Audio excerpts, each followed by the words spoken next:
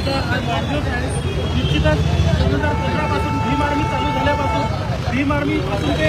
एका भारत समाज पार्टीचा खासदार होईपर्यंतचा प्रवास हा निश्चितच खूप कठीण होता आणि 2017 पासून माननीय मनीष भाऊ साठे यांना जे विदर्भ संघटक सर्वात पहिलं पद भेटलं, नक्कीच या प्रवासात यश अपयश आलं, परंतु मनीष भाऊ टिकून राहिले आणि पूर्ण महाराष्ट्रभर सुरुवातीचं पद मनीष भाऊंचं होतं। या ठिकाणी पूर्ण महाराष्ट्रामध्ये भीम आर्मी वाढवण्याचं काम मनीष भाऊंनी केलं आणि हा प्रवास निश्चितच खूप कठीण होता। या प्रवासामध्ये भाई चंद्रशेखर आझाद यांच्यावर आतापर्यंत 5 जीवित हल्ले झाले, त्या जीवित हल्ल्यातून वाचले हा महापुरुषांचा त्यांच्यावर असलेला आशीर्वाद आहे आणि निश्चितच ते पूर्ण उत्तर प्रदेशमध्ये त्यांचा नवीन नेतृत्व खासदार ॲडव्होकेट भाई चंद्रशेखर आझाद हे महापुरुषांच्या मार्गावर निघालेले नवीन तरुण युवा पिढी त्यांच्याकडे बघत आहे आणि डॉक्टर बाबासाहेब आंबेडकरांचं ते मिशन पूर्ण करतील अशी मी या ठिकाणी ग्वाही देतो आणि सांगतो भाई चंद्रशेखर आझाद यांना 5 दिवसाच्या मंगळवेढ्यात